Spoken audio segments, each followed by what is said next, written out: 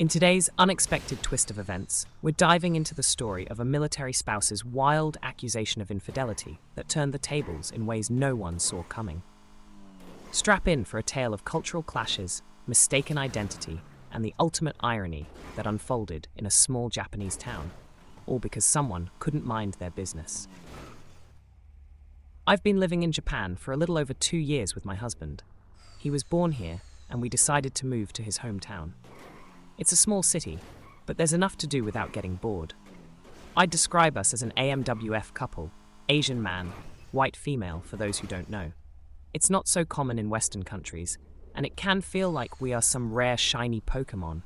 As AMWF in rural Japan, lots of staring, occasional secret picture, or even small chats if an old lady is brave enough to approach us. It can feel uncomfortable eating at a restaurant because kids will turn around in their seat and stare at us the whole time with an open fish mouth. Coincidentally, there's a small US military base located in this city. The closer you are downtown, the more American families you see.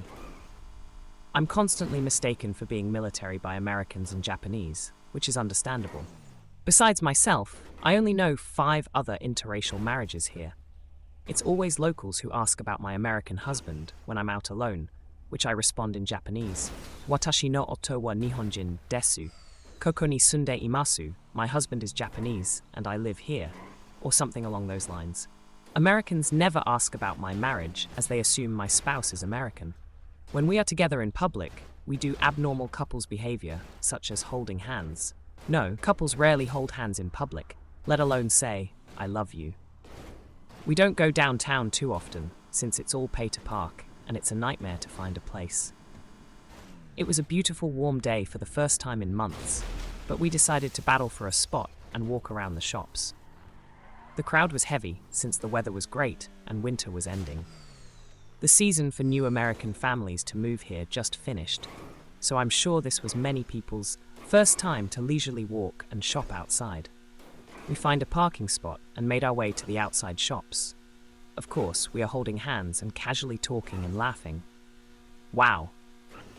I hear this from an American woman about 10 feet behind us. You should know that a Japanese stereotype against Americans is that we are rudely and obnoxiously loud. And this wow was loud enough for me to turn my head around at the noise.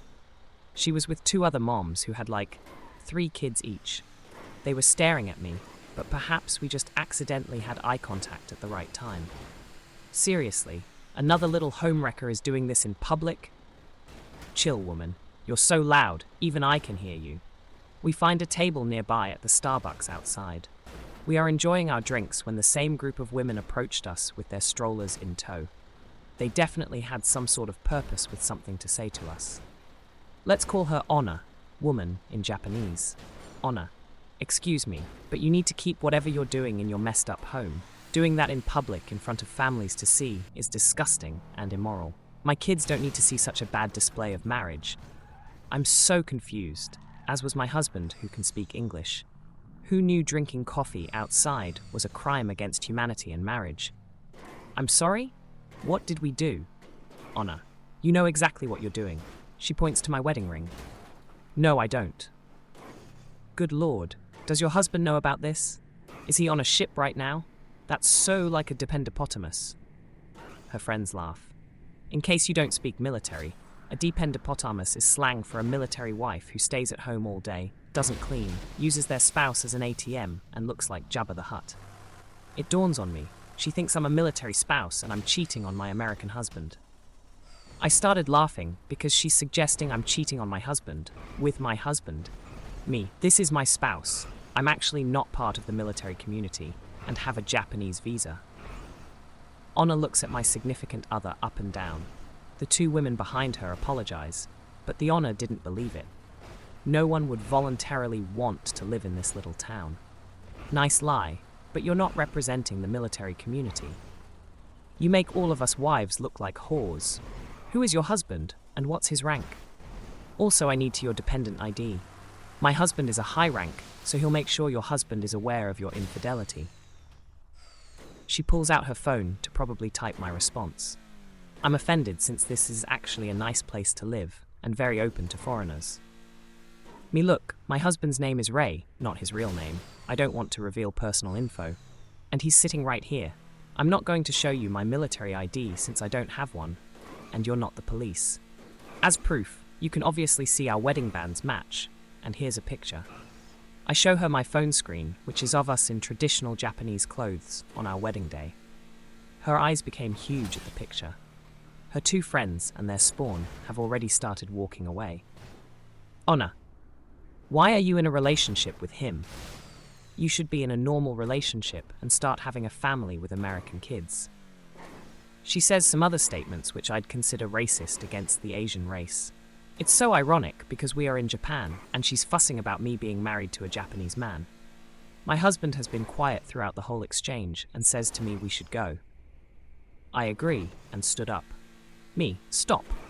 The things you are saying are extremely offensive. I was part of the military community myself some years ago, and what you're doing is against spousal conduct. She smirked.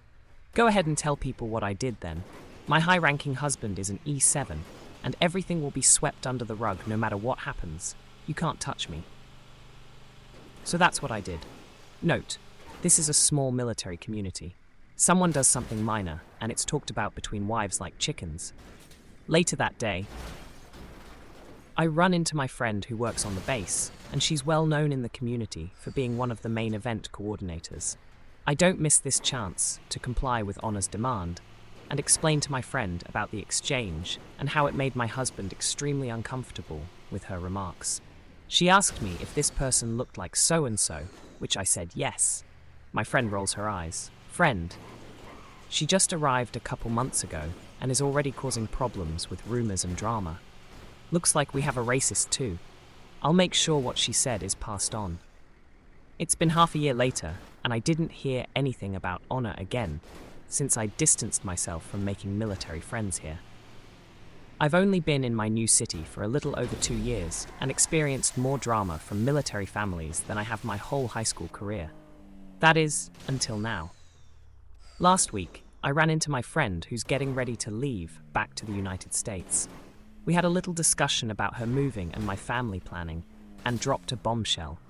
Friend, do you remember Honor, who accused you of cheating on your non-existent military spouse and called your husband a racist name? Of course, I haven't heard anything from her since. Well, I mentioned we were already having problems with her not long after she got here. I told my boss that there's a person who was bothering and threatening civilians and asking for IDs, which isn't allowed for someone with her status. My boss was extremely interested after I mentioned her name because Honor was scheduled for an interview in my department. I suggested we look at her social media accounts from her past behavior, because we don't tolerate racism. It was easy to find her Twitter and Facebook, particularly Facebook since we have many mutual friends. Her SNS was shocking. While she set her Facebook to private, her Twitter was littered with malicious tweets and retweets. This included racism slang for many nationalities, colorful language, and using her husband's military rank to bully others. She made it very clear that she wants to see her current city burn to the ground, and why would anyone want to learn Japanese since it sounds terrible? We printed some of the more extreme things she posted, and we still invited her to the interview. Oh, and did I mention my boss is Japanese? So she comes into the interview, which I was part of. I asked 3 good things about her, which is, she says, dependent, gets things done, and friendly. My boss just looked at her for a second before he pulled out her tweets and asked her to explain how she can friendly serve the local community if she hates it so much. Honor was floored and said someone hacked into her account, despite there being at least 3 years of slanderous tweets. We thanked her for coming and said we can't accept an employee with this conduct. As far as I know, she's still not working because some spouses found her Twitter not long after the interview and was shared in all departments. No one will touch her application now. Me. So all of this was discovered because I told you about her accusations? Friend. Oh, and she's kind of an outcast socially right now because she cheated on her husband a couple months ago. There you have it, folks. Because one person couldn't mind their own business, they lost a potential job and had their social media exposed.